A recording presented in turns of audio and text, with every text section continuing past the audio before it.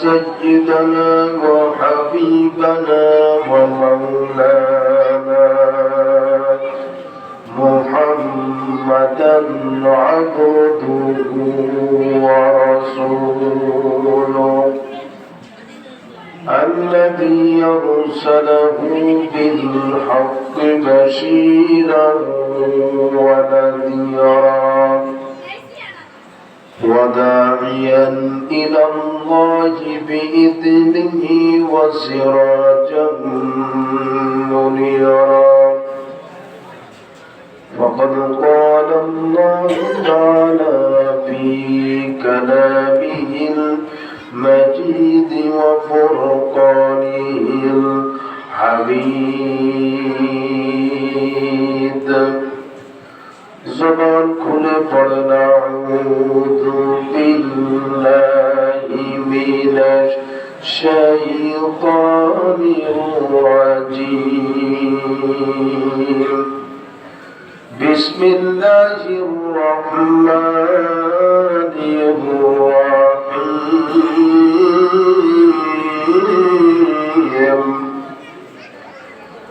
ومن أحسن قولا ممن دعا إلى الله ومن أحسن قولا ممن دعا إلى الله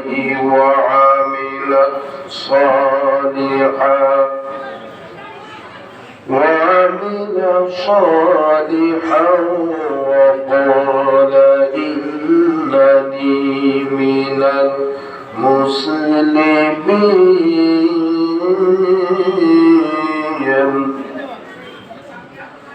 الله أكبر بسم الله الرحمن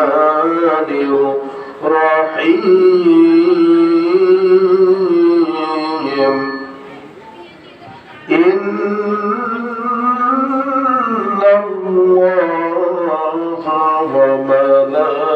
وملائكته يصلون على النبي يا أيها الذين آمنوا صلوا عليه وسلموا تسليما اللهم صل على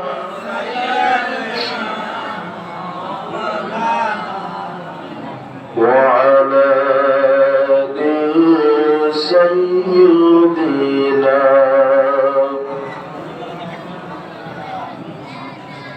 নবীর প্রতি মহব্বত ভালোবাসা আমাদের সবার ভেতরে কম আছে না বেশি আছে? সবাই একযোগে আওয়াজ দেন, কম না বেশি?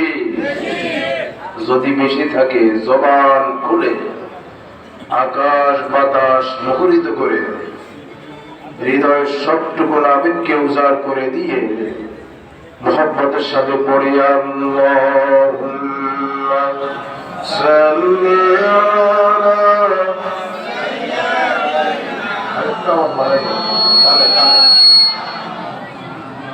وعلى آل سيدنا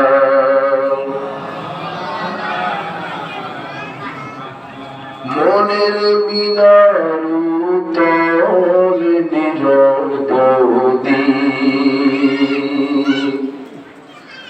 কাবার গিলাফ সোয়ে দিতাম যদি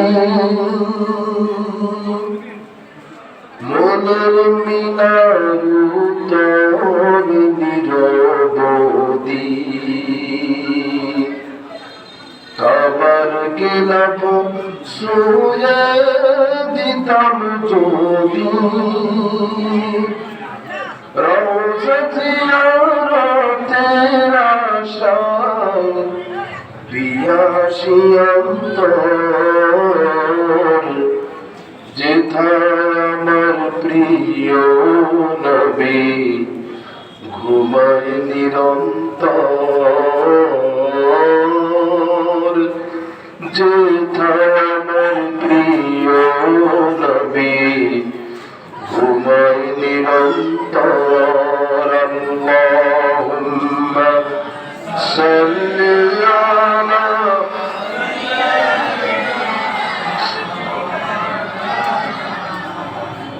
وعلى آل سيدنا সবাই বলেন বালাগাল উলা বিকামালিহি কাশাফাত তুজা বিজামালিহি হাসনাত জামিউ খাসালিহি दुर्बसानी न तेरी कठिनों को दरिया कर दिया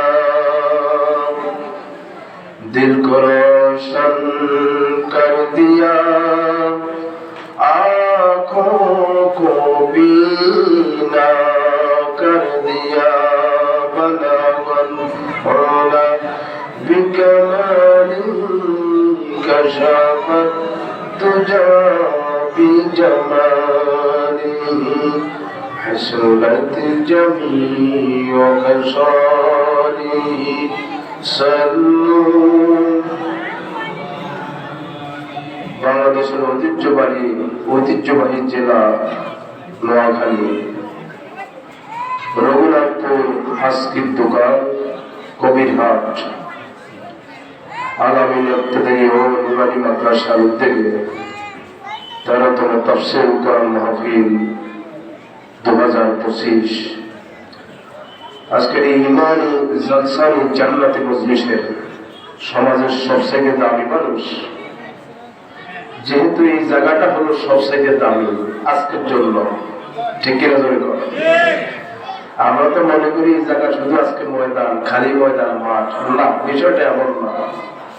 আল্লাহ তাআলা আজকের জন্য কয়েক ঘন্টার জন্য এই কোরআনের বরকতে আল্লাহ তাআলা এই জায়গাটাকে জান্নাতি মজলিস, পৃথিবীর শ্রেষ্ঠ জায়গা হিসেবে কবুল করে নিয়েছেন। সুবহানাল্লাহ। তো সমাজের শ্রেষ্ঠ মানুষ, পৃথিবীর শ্রেষ্ঠ জায়গা জান্নাতি মজলিসের সমাজের শ্রেষ্ঠ মানুষ, দামি মানুষ, শ্রদ্ধার পাত্র যিনি, যাকে আমরা সকলে সম্মান করি, শ্রদ্ধা করি, আজকে মাহফিলের সম্মানিত সভাপতি, বিশ্ব ইসলামী আন্দোলনের নায়েবে আমির, বাংলাদেশ জামাত ইসলামী কবিরহাট উপজেলার সম্মানিত নেতা জনাব হাফিজ মাহবুবুর রহমান সাহেব, আতালাল্লাহু আমরাহু ওয়া বারাকাল্লাহু ফি হায়াতি। জোরে বলি আমিন। মাহফিলের রয়েছেন আজকে মাহফিলের সম্মানিত প্রধান অতিথি জনাব অ্যাডভোকেট ইসমাইল ফয়জুল্লাহ, অ্যাডভোকেট নোয়াখালী জেলা জজ, আতালাল্লাহু আমরাহু ওয়া বারাকাল্লাহু ফি হায়াতি। জোরে বলি আমিন। বিশেষ অতিথি রয়েছে অনেক, এত মানুষের নাম কখন নিব, প্রায় 3, 6, 7 জনের নাম। সকলের জন্য একসাথে দোয়া করে দিলাম, সকলের হায়াতকে আল্লাহ দারাজ করে দিক, বলি আমিন। হাজরাত উলামায়ে কেরাম, সম্মানিত উপস্থিতি, পর্দার আড়ালের সম্মানিত আবেদা জাহেরা, সর্বগুণে গুণান্বিতা আমার মায়ের বোনেরা, আসসালামু আলাইকুম ওয়া রাহমাতুল্লাহি ওয়া বারাকাতুহু। মহান আল্লাহ রাব্বুল আলামিনের দরবারে শুকর আদায় করি, যে মহান মালিক আমাকে সেই চাঁদপুর থেকে আপনাদের এই নোয়াখালীর ইসলামী আন্দোলনের দুর্গ, কোরআনের দুর্গ নামক পরিচিত নোয়াখালী জেলা, এরকম একটা গুরুত্বপূর্ণ জেলাতে কবিরহাট নামক জায়গায় এই জান্নাতি মজলিসে আমাকে হাজিরা দেওয়ার যিনি তৌফিক করলেন, এবং আপনাদেরকে এলাকা থেকে বাছাই করে কোরআনের কথাগুলি শোনার জন্য এই জায়গায় হাজিরা দেওয়ার যে মহান মালিক, তৌফিক করে দিলেন, সুযোগ করে দিলেন। কালেমাতের শুকর আদায় করি সে মহান মালিকের প্রতি। জোরে সোরে আকাশ সঙ্গে আওয়াজ দিয়ে উচ্চ স্বরে গলা ছেড়ে মুহাব্বতের সাথে পড়ছি আলহামদুলিল্লাহ। আরেকটু জোরে বলি আলহামদুলিল্লাহ। সম্মানিত ভাইরা, যে তাফসীর মাহফিল এখানে হচ্ছে, এলান হয়েছে, হয় না? প্রচার হয়েছে, সবার কাছে লিফলেট পৌঁছে গেছে, এমনকি মাহফিলের আওয়াজ সবার কানে কানে পৌঁছে গেছে, গেছে কিনা? এত প্রচার এবং প্রসার এর সত্ত্বেও মাহফিলে আসার সৌভাগ্য হয় না। এরকম পাবলিক এলাকায় আছে না নাই? আরো আসতে কম নাকি আপনাদের এই কয়জনই এলাকায় থাকে? আছে না নাই? আমি আপনাদেরকে বক্তব্যের শুরুতে, তাফসীরের শুরুতে একটা সুসংবাদ দেব আর একটা দুঃসংবাদ দেব। আমার ভাইয়েরা, পৃথিবীতে যে মানুষগুলি যখনই যে প্রান্তে দুনিয়া কোরআনের তাফসীর শুনে, যে ওই জায়গার ভিতরে কোরআনের তাফসীর হচ্ছে, ও যেই হোক, যে বক্তা আসুক, যে হুজুর আসুক, যে আলেম আসুক, শুনেছে তাফসীর চলতেছে, নিজের পকেটের টাকা খরচ করে সেই জায়গায় হাজিরা দেয়, ওই ব্যক্তির জন্য পুরস্কার 4টা। কয়টা? আর যে ব্যক্তি হাজিরা দেয় না, তার জন্য একটা দুঃসংবাদ আছে। এই দুঃসংবাদ দিচ্ছে কে? আওয়াজ দিবেন ভাই, দুঃসংবাদ কে দিচ্ছে? তাহলে সুসংবাদ দিল কে? আমরা যারা এই তাফসীর মাহফিলে আসতে পেরেছি, আমাদের জন্য সুসংবাদ দিচ্ছেন আমাদের মালিক। আমার ভাইয়েরা, সেই সুসংবাদগুলি হলো সূরাতুল হামিম সেজদা 30 নম্বর আয়াতের ভিতরে আমার আল্লাহ বললেন, ইন্নাল্লাযীনা ক্বালু রাব্বুনাল্লাহু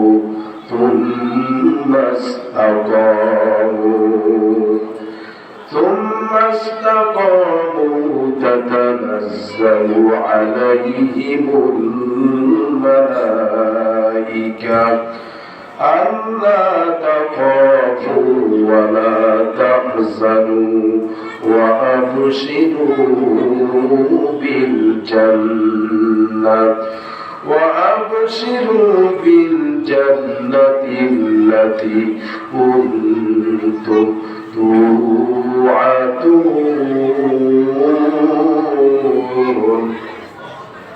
আল্লাহ রাব্বুল আলামিন বলেন, যে মানুষগুলি দুনিয়ার যে প্রান্তে যে কোনো জায়গায় কোরআন থেকে তাফসীর হয়ে আওয়াজটা শুনেছে, শোনার পরে বাড়িতে থাকতে পারে না, দোকানে থাকতে পারে না, রাস্তায় আড্ডা দিতে পারে না, নিজের পকেটের টাকা খরচ করে তাফসীর মাহফিলে হাজিরা দেয়, আমার আল্লাহ বললেন ওই মানুষগুলির জন্য পুরস্কার 4টা। 1 নম্বর পুরস্কার হলো, যে মানুষগুলি বাড়ি থেকে বের হলো, বাড়ি পৌঁছা পর্যন্ত যত সময় ব্যয় হয়, বাড়ি পৌঁছা পর্যন্ত এই মানুষগুলিকে আমার আল্লাহ নিজে কন্ট্রোল করে। জোরে করে সুবহানাল্লাহ। আমরা যারা বাড়ি থেকে বের হয়েছি তাফসীর শোনার জন্য, কোরআন শোনার জন্য, আমাদেরকে কন্ট্রোল করছে কে? আল্লাহ। ওই আওয়াজ করে না, কন্ট্রোল করছে কে? কিন্তু আমার ভাইয়েরা, এই মুহূর্তে তাফসীরের ময়দান বাদ দিয়ে রাস্তায় আড্ডা, দোকানে আড্ডা, র্যাকেটের সামনে আছে না নাই? আরো আসতে পারে, আছে না নাই? আমার ভাইয়েরা টেলিভিশনের সামনে আছে না নাই? তাফসীর মাহফিল বাদ দিয়ে, জান্নাতের মাঠ, জান্নাতের ময়দান বাদ দিয়ে যারা র্যাকেটের সামনে আছে, বলেন তো দেখি ওই মানুষগুলিকে ফেরেশতারা কন্ট্রোল করে না শয়তান কন্ট্রোল করে? আরো আসতে করেন, ফেরেশতা না শয়তান? আমার ভাইয়েরা যারা খেলার সামনে আছে, টেলিভিশনের সামনে আছে, র্যাকেটের সামনে আছে, নাটকের সামনে আছে, মোবাইল নিয়ে টিপাটিপি করতেছে, বলেন তো দেখি ওই মানুষগুলিকে ফেরেশতারা কন্ট্রোল করে না শয়তান কন্ট্রোল করে? আমার ভাইরা, আপনি যদি আল্লাহর ফেরেশতার কন্ট্রোলে থাকতে চান, রাস্তায় থাকলে তাফসীর মাহফিলে হাজিরা দেন, দোকানে থাকলে তাফসীর মাহফিলে হাজিরা দেন, মোবাইল নিয়ে টিভি করলে তাফসীর মাহফিলে হাজিরা দেন, সুবহানাল্লাহ কইতেন না? এই জায়গায় হাজিরা দিলেই না, জোরে কোন ঠিক কিনা? আমার ভাইরা, এই জায়গায় কেউ যদি হাজিরা দেয়, ফেরেশতারা নিঃশ্বাসে বিশ্বাসে আপনার আমার আমল নামার ভিতরে কম্পিটিশন করে সওয়াব লিখতে থাকে। বাইরে তাফসীর মাহফিলে হাজিরা দিলে এক নম্বর লাভ হলো, বাড়ি থেকে বের হলেন, বাড়ি পৌঁছা পর্যন্ত আমাদেরকে কন্ট্রোল করে কে কন্ট্রোল করে? আপনি যদি আল্লাহর কন্ট্রোলে থাকতে চান, ফেরেশতার কন্ট্রোলে থাকতে চান, যে যেখানে আছেন আপনার জন্য এই মুহূর্তে তাফসীরের মাহফিল হাজিরা দেওয়া ফরজ। জোরে কোন ঠিক কিনা? আপনি যদি না বুঝেন, আমি একটু ক্লিয়ার করব। এই জায়গার ভিতরে মনে করেন আমাদের নবী তো এখন বেঁচে নাই। নবী যদি থাকতো, এই জায়গায় যদি কোরআনের দাওয়াত নিয়ে এই জায়গায় আসতো, বলেন তো দেখি, এই জায়গার ভিতরে আমরা যারা নবীর উম্মত আছি, এই জায়গার ভিতরে আমাদেরকে হাজিরা দেওয়ার নফল না ফরজ ছিল? সব ঘুমাচ্ছে, দেখছেন কারবার, নফল না ফরজ ছিল? এখন মনে করেন আমাদের নবী নাই, নায়েবে নবীর দায়িত্ব নিয়ে সেই জান্নাত থেকে আপনার কবির হাতে জান্নাতি মজলিসে আমিয়ে যদি আমার ভাইরা, আপনাকে কিন্তু এই জায়গার ভিতরে আমি এখন কোরআন দিয়ে ডাক দেবো, আপনাকে কিন্তু হাজিরা দেওয়া ফরজ নাকি? কথা কয় না? আপনি বাড়িতে আছেন মানে ফরজ লঙ্ঘন করছেন, রাস্তায় আছেন মানে ফরজ লঙ্ঘন করছেন, দোকানে আড্ডা দিচ্ছেন মানে ফরজ লঙ্ঘন করছেন। যতক্ষণ তাফসীর মাহফিলের বাইরে থাকবেন, ততক্ষণ আপনার আমল নামার ভিতরে ফরজ লঙ্ঘনের কবিরা গুনাহ হচ্ছে। জোরে ঠিক কিনা? আমি তো বানাই বললাম সব। আমার ভাইয়েরা লক্ষ্য করুন, যে মানুষগুলি তাফসীর মাহফিলে হাজিরা দেয়, তার 1 নম্বর পুরস্কার গেল, 2 নম্বর পুরস্কার হলো আল্লাহ তাখাফু ওয়া লা তাহজানু ওয়া আবশিরু বিল জান্নাহ। আল্লাহ পাক বলেন, দুনিয়ার যে জায়গার ভিতরে কোরআনের তাফসীর চলে, ওই জায়গার ভিতরে নিজের পকেটের টাকা খরচ করে যে ব্যক্তি হাজিরা দিল, ওই ব্যক্তির দুনিয়াতে কোনো ভয় নাই, আখিরাতে কোনো ভয় নাই। ওই ব্যক্তির দুনিয়াতে কোনো টেনশন নাই, আখিরাতে কোনো টেনশন নাই। মৃত্যুর সাথে সাথে আমার আল্লাহ জান্নাতের ওয়াদা করেছেন। জোরে কোন সুবহানাল্লাহ। সুতরাং তাফসীর মাহফিলে হাজিরা দিলে লাভ না লস? কথা করে লাভ না লস? আবারও আহ্বান জানাচ্ছি, যে যেখানে আছেন চলে আসুন। এখন বলা হবে সরাসরি কোরআন থেকে কথা। কোথা থেকে? নাকি নেতার কথা, নাকি বড় হুজুরের কথা, নাকি ছোট হুজুরের কথা? কার কথা শুনবে তো ইনশাআল্লাহ? যতক্ষণ কোরআন থেকে বলি ততক্ষণ থাকবেন, আর যতক্ষণ আমরা আব্বা হুজুরের ওয়াজ করি, দাদা হুজুরের, নেতা হুজুরের ওয়াজ করি, ততক্ষণ থাকবেন না থাকবেন? কিচ্ছু বুঝেন আমার কথা? ততক্ষণ কি থাকবেন না থাকবেন? আলোচনা যতক্ষণ চলে কোরআনের আল্লাহর, ততক্ষণ পর্যন্ত থাকবো। জোরে কোন ঠিক কিনা? আমার ভাই, যারা হাজিরা দিল না তাদের জন্য একটা রেড সিগন্যাল। কয়টা? কথা কয় না, কয়টা রেড সিগন্যাল কে দিচ্ছে? আল্লাহ রাব্বুল আলামিন সূরা জাসিয়া 8 নম্বর আয়াত, আল্লাহ পাক বলেন, ইয়াসমাউ আয়াতিল্লাহি তুতলা আলাইহি সুম্মা ইউসিরু মুস্তাকবিরান কাআন্নাম ইয়াসমাহা ফাবাশশিরহুম বিআযাবিন আলীম। জোরে বলুন আল্লাহু আকবার। আল্লাহ রাব্বুল আলামিন বলেন, যে মানুষের কানের ভিতরে পৌঁছে গেছে আজকের মাহফিলের তাফসীরের এলান, খবর শুনেছে এখানে মাহফিল হচ্ছে, কিন্তু অহংকার করে আসে নাই, এই ধারণা করে বসে আছে আমি বাড়িতে বসে বসে শুনবো, দোকানে বসে বসে শুনবো, তাফসীর মাহফিলে যাওয়ার দরকার কি আছে? কথা বলে আছে না? আমার ভাইরা, লেপের নিচে বউ সহ একসাথে শুনবো, আছে না ভাই? আমার ভাইরা, আমি বলতে চাই, আপনার মনের ভিতরে অহংকার ঢুকেছে, গোয়ার তুমি ঢুকছে। আপনি তাফসীর মাহফিলে আসার না মানে আপনি বিপদ দেখে এনেছেন। জোরে গান ঠিক কিনা? আমার আল্লাহ বলছেন যারা হাজিরা দিল না তাদের জন্য জাহান্নামের শুভ সংবাদ দাও। জোরে কোন নাউযুবিল্লাহ। আমার ভাইয়ের এজন্য আমরা জান্নাতে ঢুকতে চাই তো, যে যেখানে আছেন হাজিরা দেন, আল্লাহ তৌফিক দেন বলি আমি। আলোচনা কি শুরু করব? আপনাদের কাছ থেকে অনুমতি নিয়ে শুরু করতে চাই নাকি আমার সাথে জবাব দিবেন কথা? আলোচনা কি শুরু করবো? কারণ হলো কেন অনুমতি নিচ্ছি জানেন? কিছু মানুষ আছে তাফসীর মাহফিলে আসলে লাল কার্ড দেখায়। লাল কার্ড আপনাদের নোয়াখালীতে নাই? ওই সবাই করে আসে না? নাই? যদি না থাকে আমি একটু বলে দেখাবো। তাফসীরের মাহফিল থেকে যে জুতা নিয়ে চলে যায়, ও প্রকৃতপক্ষে কোরআনের মাহফিলকে কি দিল? ওই কথা বলে লাল কার্ড দিল। লাল কার্ড কি শুধু ভুল মারা চলে? হ্যাঁ, তাফসীর মাহফিলে আসলে জোরে কোন ঠিক কিনা? যারা চলে যায় তাফসীর মাহফিলতে, ও প্রকৃতপক্ষে কোরআনের মাহফিলকে লাল কার্ড দিল, জান্নাতি মজলিসকে লাল কার্ড দিল। ও বুঝাই দিচ্ছে যে কোরআনের মাহফিল, জান্নাতি মজলিস আমার ভালো লাগে না, আমার জাহান্নামের কাজগুলি ভালো লাগে। ঠিক আছে, তাহলে লাল কার্ড দিবেন না সবুজ কার্ড? দেখছেন এখনো জবাব দেয় না। মনে মনে চিন্তা করে হুজুর একটু করে ভাঙবো, এই জন্য কথা বলে না। থাকবেন না যাবেন? থাকবেন তো সবাই ইনশাআল্লাহ। আল্লাহ তৌফিক দেন বলি আমি। আর একটু জোরে বলি আমি। আমি আপনাদের সামনে কোরআন কারীমের সূরা হামিম সেজদার গুরুত্বপূর্ণ একখানা আয়াত আপনাদের সামনে আমি তুলে ধরেছি। আয়াতটি হচ্ছে 33 নম্বর আয়াত। তাফসীরের সিস্টেম হলো শুরুতেই তেলাওয়াত করা প্রয়োজন। আল্লাহ তাআলা যাতে আমাদের সবার আমলনামার ভিতরে এক অক্ষরে 10 নেকি যাতে চলে যায়, আমরা শুরুতেই ব্যবস্থা করতে চাই। পারবেন তো ইনশাআল্লাহ? তাহলে আমার সাথে তো তেলাওয়াত করা লাগবে। সবাই পড়ে আউযু বিল্লাহি মিনাশ শাইতানির রাজীম। বিসমিল্লাহির রাহমানির রহিম।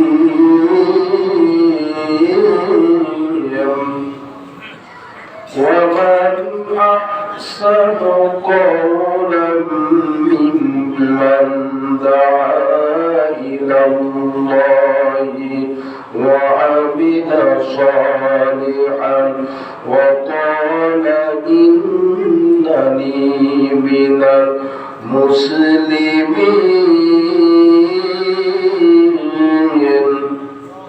صدق الله العظيم। আল্লাহ রাব্বুল আলামিন তিনি বলছেন, ওয়ামান আকসারু কওলাম মিম্মান দাআ ইলাল্লাহ। এর থেকে শ্রেষ্ঠ কথা আর কার হতে পারে? যেই ব্যক্তি আল্লাহর দিকে ডাকে। কার দিকে? ওই কথা কয় কার দিকে? আল্লাহর দিকে। 2 নম্বর মানুষকে নেক আমলের দিকে ডাকে, নেক কাজের দিকে ডাকে, ভালো কাজের দিকে ডাকে, ভালো জিনিসের দিকে ডাকে। এর থেকে শ্রেষ্ঠ মানুষ, শ্রেষ্ঠ উত্তম জিনিস, ভালো জিনিস আর কিছুই হতে পারে না দুনিয়ায়।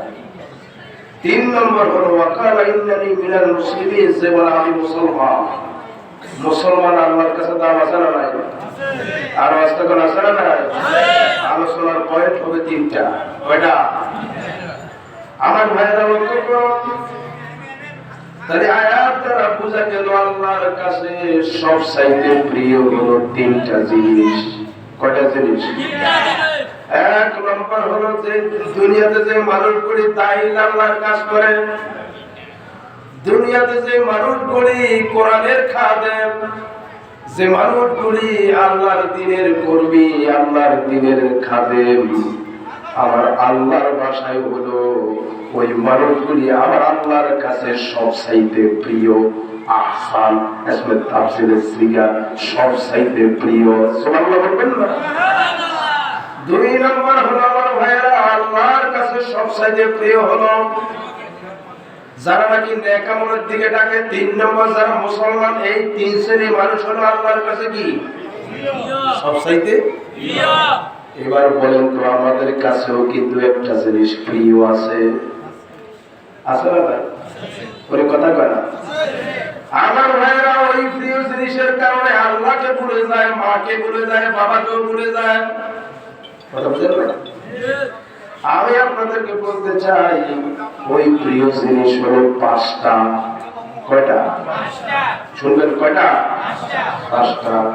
আমার আল্লাহ কোরআন কারীমে সূরা আলে ইমরান 14 নম্বর আয়াতের ভিতরে বলছেন, আল্লাহ রাব্বুল আলামিন বলেন, যুয়্যিনা লিন-নাসি হুব্বুশ শাহাওয়াতি মিনাল নিসাই ওয়াল বানিনা ওয়াল কানাতিরিল মুকান্তারা والقناطير المقنطرة من الذهب والفضة والخيل المسومة والأنعام والحرث ذلك متاع الحياة الدنيا والله عنده حسن المآب। আল্লাহু আকবার। আল্লাহ রাব্বুল আলামিন বলেন, দুনিয়ার মানুষ তোমাদের কাছে 5টা জিনিস প্রিয়। তাহলে বুঝা গেল আমার আল্লাহর কাছে হলো 3টা জিনিস প্রিয়, আর আমাদের কাছে কয়টা? 5টা। আপনি দেখেন মিলাদ তো আপনার ভিতরে রোগ আছে কিনা? রোগ যদি থাকে আজকে ডিলিট করা লাগবে। আপনাকে অবশ্যই আমার আল্লাহ যাদেরকে ভালোবাসেন, পছন্দ করেন, ওই লোকদের দলে আমাকেও শামিল হওয়া লাগবে। জোরে কোন ঠিক কিনা? আপনি যদি শামিল না হতে পারেন আপনার জীবন ব্যর্থ। যতই আপনার টাকা থাকুক, বাড়ি থাকুক, গাড়ি থাকুক, খুলনায় বাড়ি, ঢাকায় গাড়ি, নৌকর ঘরে অফিস, যত কিছু থাকুক কেন, আপনার দাম, আপনার পয়সা, আপনার মূল্য আল্লাহর কাছে 4 পয়সাও নয়। জোরে কোন ঠিক কিনা?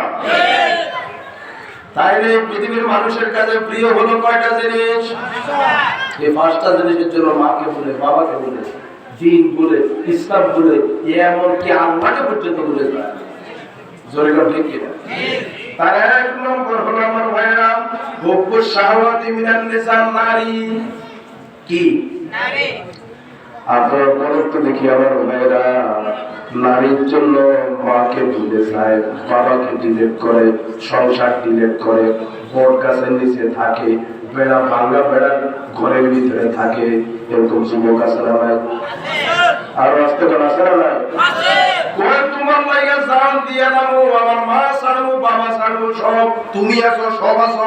জোরে কোন ঠিক কিনা? এরকম যুবক নাই? তোমরা জান দিয়া, তুমি জান দিবা কার জন্য?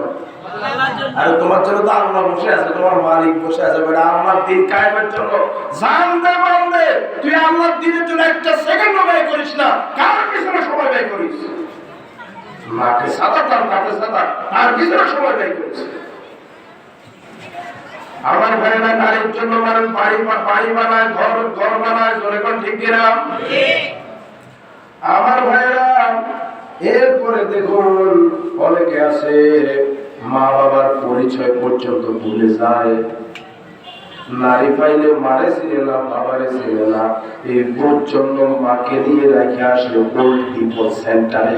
মায়ের খবর রাখে না, বাবাকে খবর রাখে না। জোরে কোন ঠিক কিনা? এরপরে অনেকে আছে আমার ভাইরা বিয়া 1টা 2টা করে না, 8টাও করে, 10টাও করে। এরকম পাবলিক সমাজ আছে না নাই? ওদের পত্রিকা দেখলাম এক লোক বিয়া 10টা করছে। কয়টা করছে? আমি নিচে দিকে কমেন্ট করলাম, বলো নাকি বিয়া 10টা করছে। আরেকজনের কমেন্ট করছে, হুজুর জানেন না, হেতার মার কাছে হেতার মায়ের ওয়াদা করছে, হেতার মার লগে ওয়াদা করছে বিয়া 10টা করবো, মার ওসিয়ত হাতে পূরণ করছে। দেখছেন কারা বিয়া 10টা করে কি জায়গা আছে? আমার এক চাচা খাইছি, কথা বুঝেন না? একটা চাচা এত শুধু বিয়া করে, এত নিজে বিয়া সাথে করি, 4-5 বিয়া করি, আজ যুবক এখনো মোটর আছে। কথা বুঝেন না? ওই একটা চাচা কি আছে? কথা করে আছে? আমার ভাইয়েরা কি বুঝতে পারছি? আপনার ভিতরে আল্লাহর প্রেম বাদ দিয়ে, নবীর প্রেম বাদ দিয়ে আপনি নারীর পিছনে ঘুরেন, আপনার জীবন সফল না, আপনার জীবন ব্যর্থ। জোরে কোন ঠিক কিনা? 2 নম্বর হলো আমার ভাইয়েরা সন্তান। এই সন্তানের জন্য মানুষ দুনিয়ার সব ছাড়তে পারে। জোরে কোন ঠিক কিনা? যার সন্তান নাই সে বুঝে সন্তানের কি মায়া। জোরে গান ঠিক কিনা? আমার ভাই বিয়ে শাদী করার পর যদি 4-5 বছর সন্তান না হয় তাহলে মানুষ পাগল হয়ে যায়, আল্লাহকে পর্যন্ত ডিরেক্ট করে। কথা বলো ভাই, আল্লাহকে ডিরেক্ট করে সন্তান নাই চলে যায় কবিরাজের দ্বারে। দেওয়ার মালিক কে? ওই আওয়াজ করে দেওয়ার মালিক কে? যায় কার কাছে? হ্যাঁ, কবিরাজের কাছে, ওঝার কাছে, বৈদ্যের কাছে, চলে যায় সিলেটের গজার মাছের কাছে। আমি সিলেটে গেলাম গত বছর প্রোগ্রামে, যাওয়ার পর বিরাট বিরাট গজার মাছ, একটা নয় দুইটা নয়, মনে করে কাঁচা হইবে। কথা বুঝেন না? আল্লাহর মুরগি নিয়ে হাজিরা দেয়, বাদাম নিয়ে হাজিরা দেয়, নিয়ত করে দেয়। নাউজুবিল্লাহ করতেন না? বাগের ঘাটে চলে যায় গজার মাছের আপনার কি কুমিরের মুরগি খাওয়ায়। আমার একটা সন্তান হয়, একটা সন্তানের ব্যবস্থা করে দাও। সন্তানের দেওয়ার মালিক কে? আর দেওয়ার মালিক কে? ভাই বিয়ে করছিলেন অধৈর্য সুৎকার, অনেকের 5-7 বছর পরেও তো সন্তান হয়। সেজদা দিয়ে আল্লাহর দরবারে কাজ। আল্লাহ দিছেন ইব্রাহিম আলাইহিস সালামকে সন্তান? ওই কথা কারা দিছে কিনা? বয়স ছিল কত? 85 বছর। কত বছর? আপনাদের কাছে আমি জানতে চাই আমার ভাইরা, 85 বছর বয়সে কোন পুরুষ কি সন্তান জন্ম দেওয়ার ক্ষমতা রাখে নাকি? আমার ভাইরা ওই দিকে তার স্ত্রী বন্দা, কোন বন্দা নারী কি সন্তান দেওয়ার ক্ষমতা রাখে? কিন্তু আমার আল্লাহ যা ইচ্ছা তাই করেন। দুনিয়ার মানুষকে আমার আল্লাহ শিক্ষা দিলেন যে গোলামেরা, সন্তান যখন হবে তখন কোনো মাজারে যাইও না, দরগায় যাইও না, কচ্ছপের কাছে যাইও না, কুকুরের কাছে যাইও না, আমার কাছে যাও। রব্বি হাবলি মিনাস সালিহিন। সন্তান দেওয়ার মালিক কে? ইব্রাহিম আলাইহিস সালাম দিছে কি? আল্লাহ। কথা করা তাহলে বুঝাই গেল দুনিয়াতে সবচেয়ে বেশি মানুষ নারীকে ভালোবাসে। নারীর জন্য আল্লাহ ছাড়ে, মা ছাড়ে, বাবা ছাড়ে, দুনিয়া ছাড়ে। কথা কয় না? 2 নম্বর কি? সন্তানের জন্য সব ছাড়ে, আল্লাহকে ছেড়ে দেয়। জোরে কোন ঠিক কিনা? অনেক বাপ আছে দেখবেন সন্তান যখন অসুখ হয়ে যায় জায়গা জমিন সব বিক্রি করে ফেলে। আছে না? মা আছে দেখবেন আমার ভাইরা, সন্তান যখন অসুখ হয়ে যায় আমার ভাইরা শিবিরের পাশে গিয়ে মা কান্দে, আল্লাহর কাছে হাত তুলে বলে, আয় আল্লাহ, আমার সন্তানের কষ্ট আমার আর সহ্য হয় না। আল্লাহ আমার জীবনটার বিনিময় হলে আমার সন্তানকে হায়াত দিয়ে দাও। বলে কি? আর বাস্তব বলেন, বলে কি? তাহলে আমার ভাইরা সন্তানের জন্য আমাদের টান আছে না? এই সন্তানের জন্য মানুষ শিরিক করে, আল্লাহর সাথে শিরিক করে। জোরে কোন ঠিক কিনা? 3 নম্বর, মানুষের কাছে সবচেয়ে প্রিয় হলো স্বর্ণরূপা। ঠিক কিনা? স্বর্ণরূপার দাম আছে না ভাই? আর নিজে কিচ্ছু খায় না, শুধু জায়গা কিনার দাম না, শুধু স্বর্ণ কিনার দাম না। এরকম পাবলিক আছে না? অথচ তার ক্ষমতা আছে একটু গরুর গোশত খাওয়ার, ক্ষমতা আছে একটু চিংড়ি মাছ খাওয়ার, কিন্তু চিংড়ি মাছ খায় না, গরু গোশত খায় না, নিজে বালা পাঞ্জাবি পরে না, নিজে পরে না, নিজের পোলা পান্ডে পরে না, নিজের বউরে পরে না। শুধু স্বর্ণ কিনবো কেমনে, জায়গা কিনবো কেমনে, শামপুর বাড়ি একটা আছে আরেকটা করবো কেমনে, নোয়াখালী বাড়ি একটা আছে আরেকটা করবে কিভাবে, নোয়াখালী শেষ এবার ঢাকা চিন্তা, ঢাকা শেষ এবার অস্ট্রেলিয়া চিন্তা। জোরে কাম ঠিক কিনা? এরকম রোগী আছে না? আর বাস্তবতা আছে না? আরেকটা জিনিসও আছে প্রিয়, যে জিনিসের মানুষ সব ছাড়ে, ওই জিনিসের নাম হচ্ছে শেয়ার। ওই জিনিসের নাম কি? দেখেন না, 41 সালও ছাড়তাম না।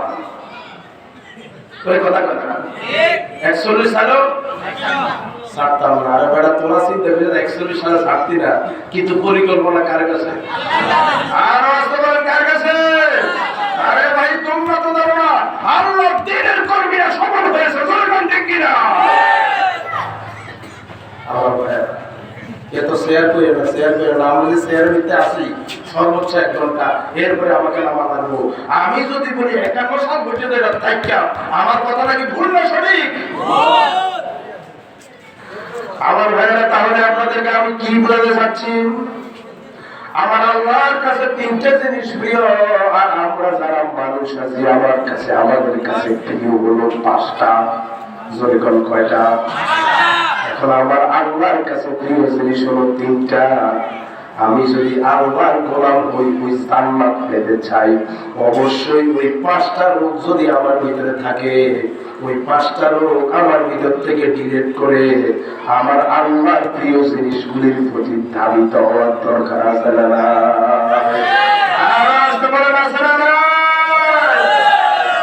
আমার কথা বুঝতে পারছেন তো?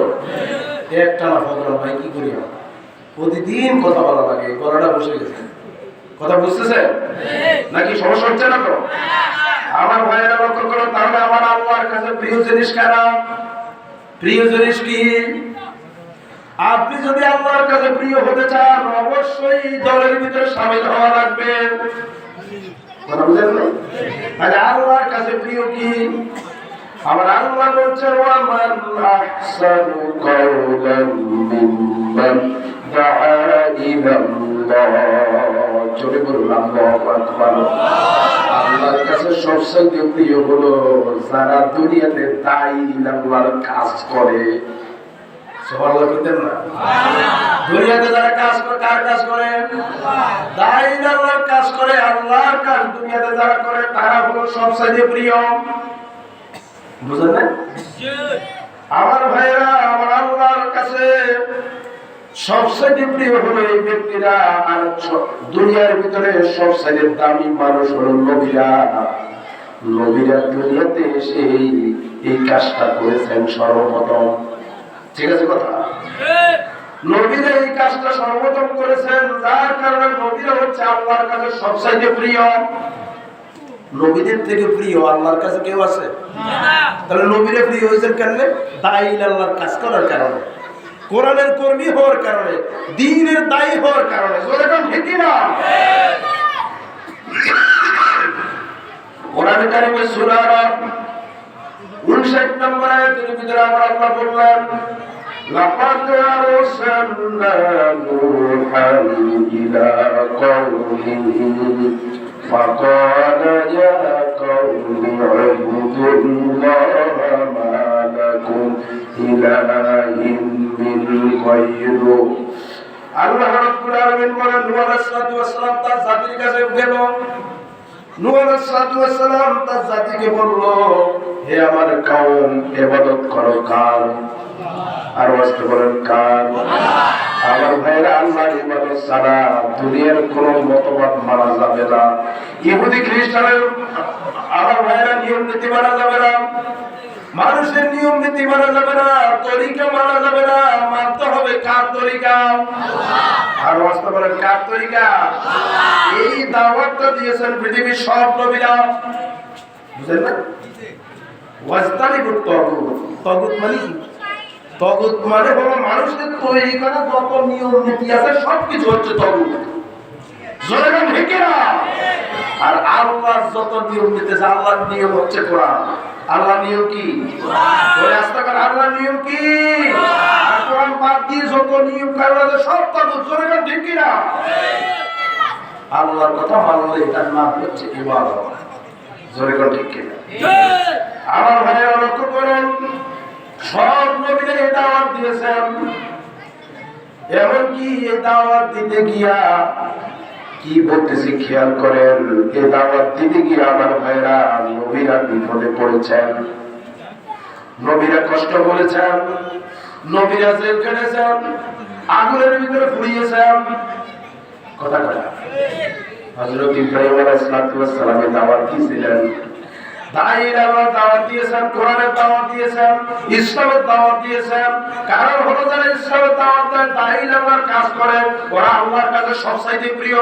আমাকেও যদি প্রিয় হতে হয় তাহলে আমাকেও শামিল হওয়া লাগবে। জোরে বলেন ঠিক না?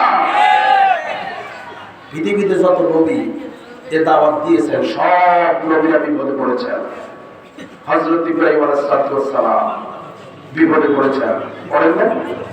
তার আগুনের ভিতরে ফালানো হয়েছে।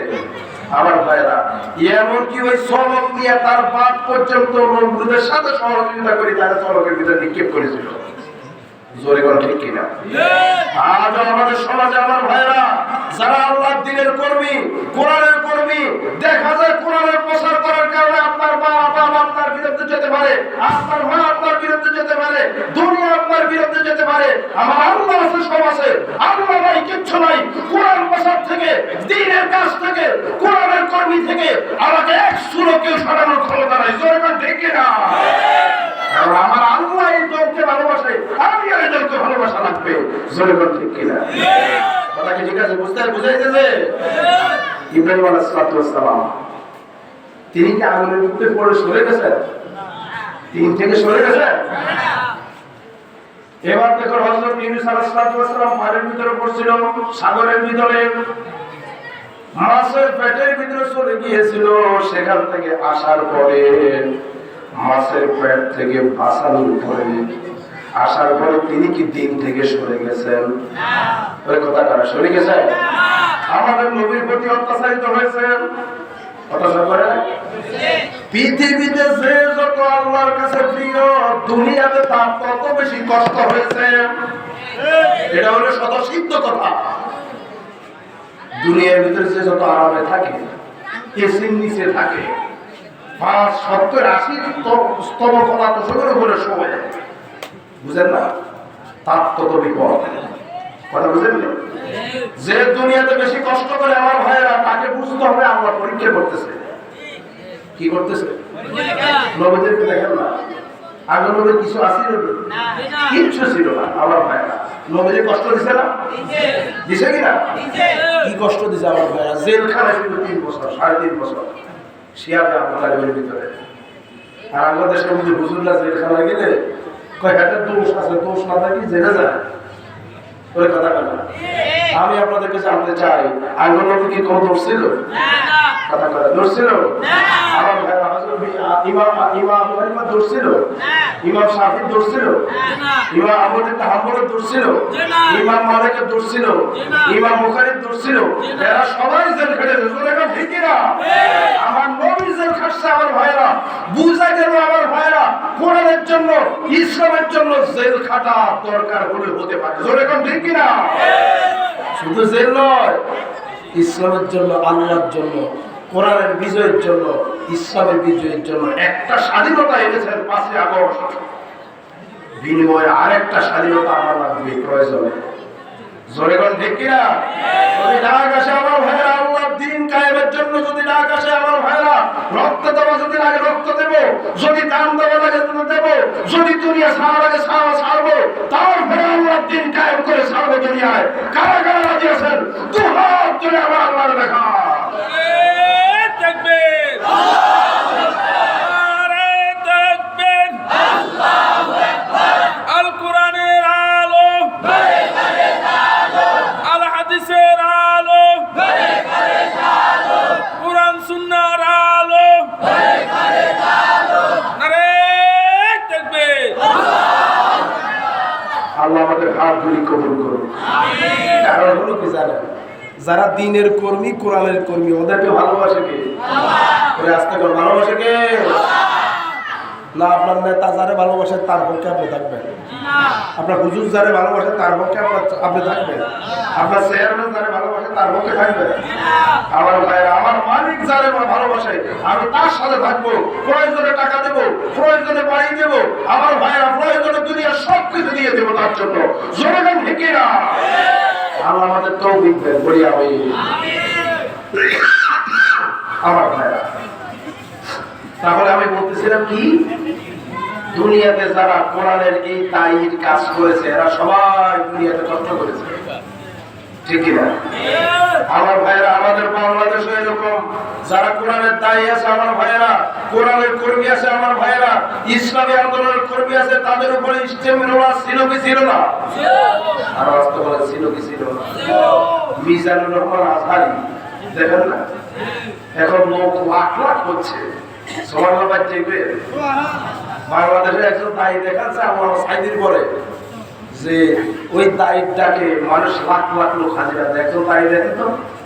আছে আছে আছে, শুধু মিজানুর রহমান আছে আমার ভাইয়েরা, মিজানুর রহমান আজারি দিন প্রচার করতো আমার ভাইয়েরা, এক শ্রেণীর মানুষ তার বিরুদ্ধে লেগেছে আগেও, এখনো লেগেছে, জনগণ ঠিক কিনা? এখনো আছে না? আরে তোরা যত বিরোধিতা করিস না কেন, আজারির ক্ষতি তোরা করতে পারবি না। যে আজারিকে উঠায়, যে যাকে উঠায়, তারে উপরের থেকে নিচে নামার ক্ষমতা কারে নাই, কারো নাই। কার আছে? আল্লাহ যারে উপরে উঠায় তারে নিচে নামার ক্ষমতা কারো আছে? দেশে থাকতে পারে না। কষ্ট হয়েছে না? ওরে কথা বলে না। নিজের জন্মভূমি বাদ দিয়ে মালয়েশিয়াতে দিন প্রচার করে, নিজের জন্মভূমি বাদ দিয়ে আমার ভাইয়েরা পুরো দিন প্রচার করে। কথা বুঝেন না?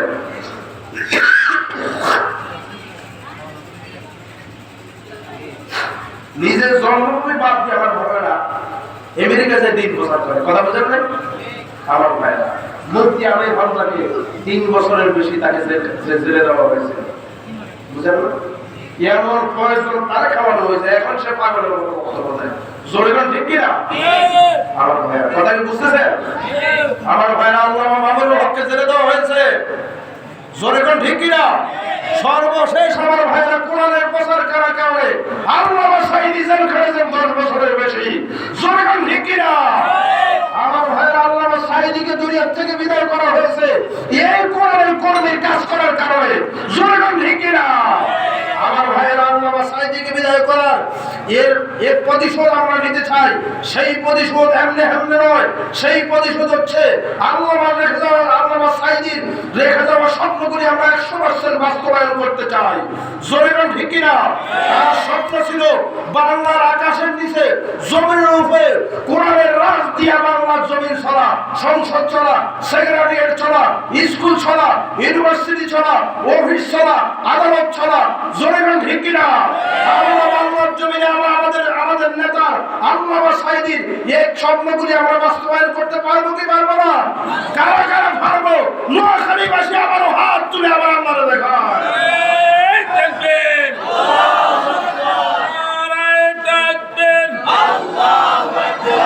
আল কোরআনের আলো, আল হাদিসের আলো, কোরআন সুন্নাহর আলো, আরে তাকবীর। আল্লাহ আমাদের হাতগুলি কবুল করুন। বলি আমি আমার ভাইয়েরা, আমরা আল্লাহর প্রিয় হতে চাই। কি হতে চাই? পরে কথা বলা, কি হতে চাই? এখন আল্লাহর প্রিয় যদি হতে চান, অবশ্যই আপনি এই দলের ভিতরে শামিল হওয়া লাগবে নাকি? আচ্ছা, আমি কি কোন দলের নাম কইছি? আল্লাহ কইছে কি আমার আকসারু কওমান মিম্মা দাআ ইলাল্লাহ, যে আল্লাহর দিকে ডাকে, তার মানে আল্লাহর দল। কথা বলা, আল্লাহর প্রিয় যদি আপনি হতে চান, অবশ্যই আল্লাহর এই দলে শামিল হওয়া লাগবে। জোরে কোন ঠিক কিনা? আমার ভাইয়েরা লক্ষ্য করুন, এখন আপনি দিন প্রচার করবেন কি দিয়া? পদ্ধতি হলো 3টা। কয়টা? আর আস্তে কয়টা? একটু জিকির করুন। সুবহানাল্লাহ ওয়ালহামদুলিল্লাহ লা ইলাহা ইল্লাল্লাহ।